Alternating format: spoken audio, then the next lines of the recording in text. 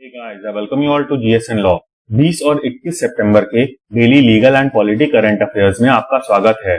हम आपको बता दें कि आज के करंट अफेयर्स में जो भी केस या टॉपिक आपको पसंद आता है और आप हमसे चाहते हैं कि हम उस टॉपिक पे डिटेल्ड वीडियो बनाएं, तो please let us know in the comment section below. ये वीडियो एडवोकेट्स, सीए, सीएस और इन सभी प्रोफेशन से जुड़े स्टूडेंट्स के लिए भी है, और साथ ही साथ अगर आप यूपीएससी, पीएससी, जुडिशियल सर्विसेज या फिर किसी अन्य एग्जाम की तैयारी कर रहे हैं तो भी आप इस वीडियो को देख सकते हैं। इसके अलावा अगर आप हमसे सोशल मीडिया पे जुड़ना चाहते हैं तो इन सारे लिंक्स को देख सकते हैं, और अगर आपका कोई क्वेश्चन है तो आप मुझसे फोरा पे पूछ सकते हैं। बात करें आज के टॉपिक्स की, तो सबसे पहले इलेक्शन कमीशन ऑफ इंडिया की उन गाइडलाइंस को देखेंगे जिसमें पॉलिटिशियंस के क्रिमिनल रिकॉर्ड के डिक्लेरेशन की बात की गई है। ये इसलिए भी इम्पोर्टेंट है क्योंकि ये सुप्रीम कोर्ट के ऑर्डर के अंतर्गत जारी की गई है। कॉन्स्टिट्यूशन में हम आज एक स्टैटिक टॉपिक को लेकर आए हैं इंस्टेड ऑफ एनी केस। आज हम directive principles of state policy में गांधीयन प्रिंसिपल्स कौन कौन से हैं इनको देखेंगे। कॉर्पोरेट लॉ में आज हम बात करेंगे ऑनरेबल सुप्रीम कोर्ट के उस ऑर्डर की जिसमें एसोसिएशन ऑफ पर्संस और बॉडी ऑफ इंडिविजुअल्स को बहुत ही डिटेल में एक्सप्लेन किया गया है in the light of wealth tax. Criminal law की बात करें तो एनएलयू जोधपुर सुसाइड केस में ऑनरेबल सुप्रीम कोर्ट के ऑर्डर की बात करेंगे। एंड लास्टली सिविल लॉ में हमारा focus desertion as a ground of divorce पे होगा, जिसके ऊपर हाल ही में झारखंड हाईकोर्ट ने एक काफी अच्छा डिसीजन दिया है। अपने टॉपिक शुरू करने से पहले मैं आपको जानकारी दे दूं कि आकाश सर का एक नया वीडियो आ गया है on national commission for allied and health care profession bill. अगर आपने अभी तक ये वीडियो नहीं देखा है तो इसको जरूर देखें। अब देखिए, फरवरी में इसी साल ऑनरेबल सुप्रीम कोर्ट का एक डिसीजन आया था राम बाबू सिंह ठाकुर वर्सेस सुनील अरोड़ा, जिसमें ऑनरेबल सुप्रीम कोर्ट ने ईसीआई को, इलेक्शन कमीशन ऑफ इंडिया को पॉलिटिशियंस के क्रिमिनल रिकॉर्ड्स पब्लिश करने के लिए गाइडलाइंस बनाने को कहा था। और उस समय पर इलेक्शन कमीशन ऑफ इंडिया ने इस विषय पर अपनी एक प्रेस रिलीज भी निकाली थी, जिसमें उन्होंने ये कहा था कि हम ऑनरेबल सुप्रीम कोर्ट के ऑर्डर को इम्प्लीमेंट करेंगे। उसी के तहत डिटेल्ड इंस्ट्रक्शंस दिए गए हैं for the publicity of criminal records of election candidates. सबसे पहले तो ये जान लीजिए कि अब कैंडिडेट्स और पॉलिटिकल पार्टीज दोनों को ही क्रिमिनल एंटीसीडेंट्स या फिर क्रिमिनल रिकॉर्ड्स पब्लिश करवाने होंगे न्यूज़पेपर्स में, टेलीविजन में, इन दी फॉलोइंग मैनर। देखिए, ये इलेक्शन के पीरियड में आपको कैसे अपने क्रिमिनल रिकॉर्ड की पब्लिसिटी करनी है उसके बारे में एक टाइमलाइन दी गई है, ताकि जो वोटर्स हैं वो अपनी राइट ऑफ चॉइस को एक इन्फॉर्म्ड मैनर में एक्सरसाइज कर सकें। देखिए, चुनाव के वक्त एक डेट होती है for the filing of nomination papers, और उसके बाद होती है लास्ट डेट ऑफ विड्रॉल। और इस तारीख तक आपने जो नॉमिनेशन पेपर्स फाइल किए हैं उनको आप विड्रॉ कर सकते हैं। तो इस लास्ट डेट ऑफ विड्रॉल के बाद ये टाइमलाइन शुरू होगी, जिसमें पहली पब्लिसिटी आपको इस डेट के 4 दिन के अंदर अंदर कर देनी होगी। इसके बाद 5 to 8 डेज, मतलब कि मान लीजिए 30 सितंबर को लास्ट डेट ऑफ विड्रॉल थी, तो 4 अक्टूबर तक आपको अपना फर्स्ट पब्लिकेशन कर देना होगा। उसके बाद 5 से 8 अक्टूबर के बीच में आपको सेकंड पब्लिसिटी करनी होगी। उसके बाद आपको एक और पब्लिसिटी करनी होगी from the 9th day till the last day of campaign. यहाँ पर आपको एक और चीज पता चलती है कि कैंपेन खत्म होने के 2 दिन के बाद डेट ऑफ पोलिंग होती है, तो इस फैक्ट को भी आप याद रखिएगा। अब देखिए, ईवी पेरियार रामास्वामी वाले वीडियो में मैंने आपको बताया था कि नेहरू का क्रिटिसिज्म गांधी का इस बात पे था कि Gandhi was Hindu at the core. Ideologically उनका कहना था कि Gandhi ji was a religious person, और दोनों लोगों की आइडियोलॉजीज का डिफरेंशिएशन हम सबसे अच्छे से अपने directive principles of state policy के चैप्टर को कैटेगराइज करके देख सकते हैं। डीपीएसपी को 3 कैटेगरीज में बांटा गया है। फर्स्ट गांधीयन, फिर नेहरूवियन, और इसी को हम सोशलिस्ट भी कहते हैं, एंड लास्टली लिबरल। तो Gandhian principles directive principles of state policy में वही सारे हैं जो कि गांधी जी ने अपने नेशनल मूवमेंट के दौरान किए थे, और बाद में उनको हमने अपने कॉन्स्टिट्यूशन में अडॉप्ट कर लिया। अब देखिए, directive principles of state policy से हमको ये पता चलता है कि स्टेट का धर्म क्या है। धर्म यहाँ पर कर्तव्य से रिलेटेड है, ना कि किसी रिलीजन से रिलेटेड है। बिकॉज हमारे ही कॉन्स्टिट्यूशन में जब सेकुलर शब्द इंसर्ट किया गया था तो हिंदी के ट्रांसलेशन में उसको पंथ निरपेक्ष लिखा गया था।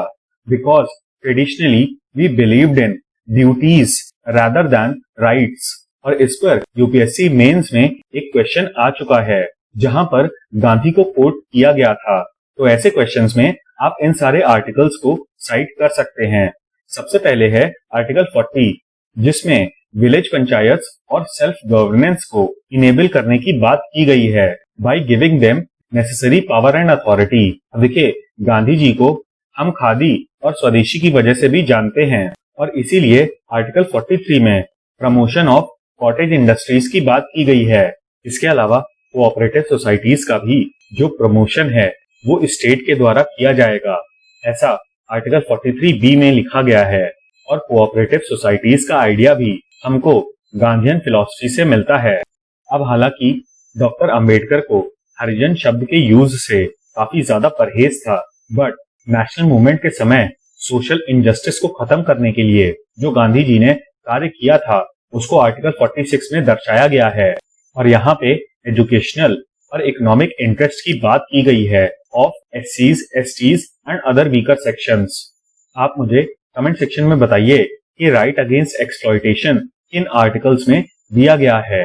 अब देखिए, हमारे देश में एक प्रोहिबिशन का एरा भी आया था जहां पर अल्कोहल पे टोटल बैन था और इसी से रिलेटेड आर्टिकल 47 में ये कहा गया है कि state shall endeavour to prohibit the consumption of intoxicant drinks and drugs which are injurious to health. अब आज के समय में जो वेरियस अल्कोहल और टोबैको प्रोडक्ट्स पे स्टैट्यूटरी वार्निंग्स जारी की जाती हैं वो भी directive principles of state policy के आर्टिकल 47 से रिलेटेड है। इसके अलावा आर्टिकल 48 एक कंट्रोवर्शियल प्रोविजन है क्योंकि गांधी जी अपने जीवन काल में काउ स्लॉटर पे टोटल बैन चाहते थे और इसी के विषय में यहाँ पर कहा गया है कि state shall endeavour to prohibit slaughter of cows, calves and other milch and drought cattles and to improve their breeds। यहाँ पर सवाल बनता है कि ड्राउट कैटल्स क्या होते हैं। तो देखिए, हिस्टोरिकली इंडिया में कैटल सैक्रिफाइस की प्रैक्टिस नहीं की जाती थी। एनिमल सैक्रिफाइस तो था बट कैटल सैक्रिफाइस नहीं किया जाता था। हमारे यहाँ एनिमल सैक्रिफाइस की जो फिलॉसफी है वो पर्टिकुलर रिलीजियस रिचुअल्स से आती है, जबकि वेस्ट की बात करें तो ये एक बिब्लिकल कॉन्सेप्ट है जो कि केन और एबल की कहानी में रिफर्ड है और वहां पर कैटल को इक्विवेलेंट टू एग्रीकल्चरल प्रोड्यूस माना जाता था। बट हमारे यहाँ कैटल को प्रिजर्व किया जाता था for the situations like droughts या फिर जब हमारा एग्रीकल्चरल प्रोड्यूस किसी ईयर में नहीं हो पाया। कुल मिलाके kettles were considered a contingency plan of farmers. बात करें कॉर्पोरेट लॉ की तो ऑनरेबल सुप्रीम कोर्ट की 3 जजेस की बेंच ने 8/9/2020 को Bangalore Club versus commissioner of wealth tax के केस में ये कहा कि Bangalore Club is not liable to pay wealth tax क्योंकि ये एक एसोसिएशन ऑफ पर्संस है, ना कि body of individuals for the subject of tax assessment, क्योंकि यहाँ पे कोई डेफिनेट शेयर ऑफ मेंबर्स नहीं है और इसीलिए यहाँ पर section 21AA of wealth tax apply नहीं होगा। अब देखिए, इस सेक्शन में एसोसिएशन ऑफ पर्संस पे वेल्थ टैक्स लगाने की बात की गई है। हाउएवर कोर्ट ने यहाँ पर क्लियर किया कि बैंगलोर क्लब के ऊपर ये प्रोविजन इसलिए नहीं अप्लाई होगा क्योंकि ये किसी ऐसे व्यक्ति के द्वारा क्रिएट नहीं किया गया है जो कि खुद में एक असेसी हो। इस केस में इनकम टैक्स एक्ट की भी बात की गई है। हाउएवर आप इसको कंपनी लॉ में भी साइट कर सकते हैं। अब देखिए, 2017 में विक्रांत नागाइच नाम के एनएलयू जोधपुर स्टूडेंट की सस्पिशियस सर्कमस्टेंसेस में मृत्यु हो गई थी और इसी के संबंध में इनकी माताजी यानी कि नीतू कुमार नागाइच ने ऑनरेबल सुप्रीम कोर्ट के सामने एक क्रिमिनल रेट पिटीशन दायर की और 16/9/2020 को ऑनरेबल सुप्रीम कोर्ट की 3 जजेस की बेंच ने इस केस में डी नोवो इन्वेस्टिगेशन ऑर्डर कर दिया है। डी नोवो का अर्थ है फ्रॉम द बिगनिंग, यानी कि नए सिरे से इन्वेस्टिगेटिंग एजेंसीज को इस केस में इन्वेस्टिगेशन करनी होगी। अब यहाँ पर ऑनरेबल सुप्रीम कोर्ट के डिसीजन से आप क्लोजर रिपोर्ट और फाइनल रिपोर्ट के बीच में क्या डिफरेंस है इसको भी समझ सकते हैं। अब देखिए, जो क्लोजर रिपोर्ट टर्म है इसको सीआरपीसी के सेक्शन 173 में यूज नहीं किया गया है और ना ही फाइनल रिपोर्ट टर्म का इस्तेमाल किया गया है, बल्कि इन दोनों चीजों के लिए पुलिस रिपोर्ट फ्रेज इस्तेमाल किया गया है। अब देखिए, सीआरपीसी के अंतर्गत एफआईआर फाइल होने के बाद पुलिस इन्वेस्टिगेशन करती है और उस इन्वेस्टिगेशन की जो फाइंडिंग्स हैं वो मैजिस्ट्रेट के सामने एज पुलिस रिपोर्ट सबमिट करती है। अब देखिए, किसी भी पुलिस इन्वेस्टिगेशन के 4 कंक्लूजन्स हो सकते हैं, जिसमें से सबसे पहला है कि पुलिस को ये कंफर्म हो गया हो कि एक ऑफेंस कमिट किया गया है और अक्यूज के खिलाफ उनके पास सफिशिएंट एविडेंसेस हैं। ऐसे केस में जो पुलिस रिपोर्ट सबमिट की जाती है वो सिर्फ और सिर्फ फाइनल रिपोर्ट की कैटेगरी में आती है।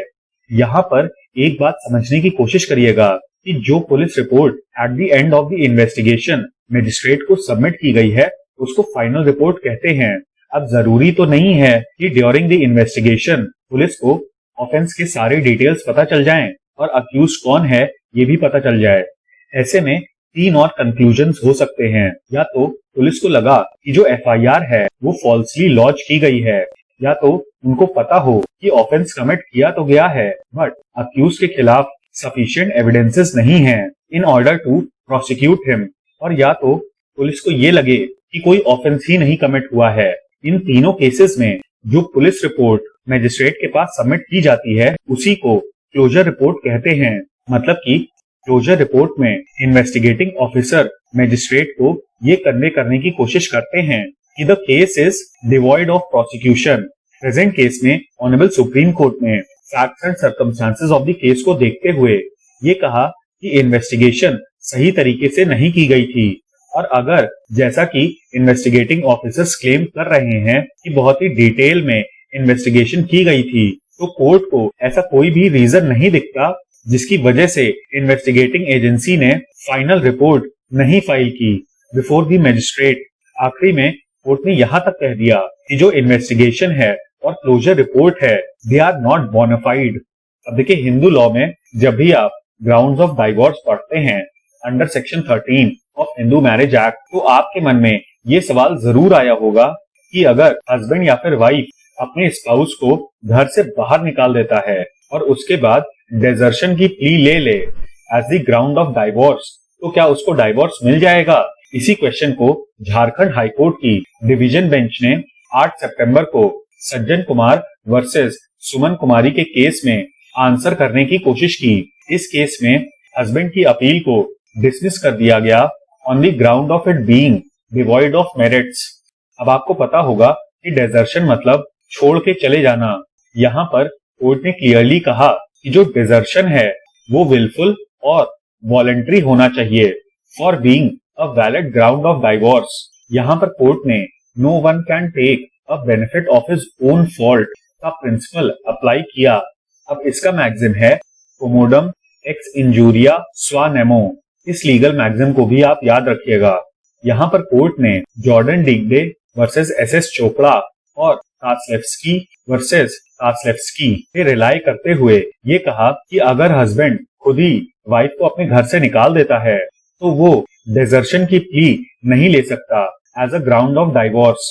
तो ये था हमारा एनालिसिस 20 और 21 सितंबर के daily legal and polity current affairs का। उम्मीद है कि आपको ये वीडियो पसंद आया होगा।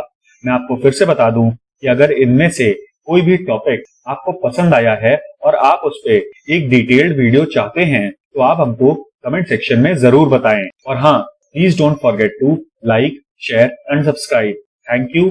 जय हिंद।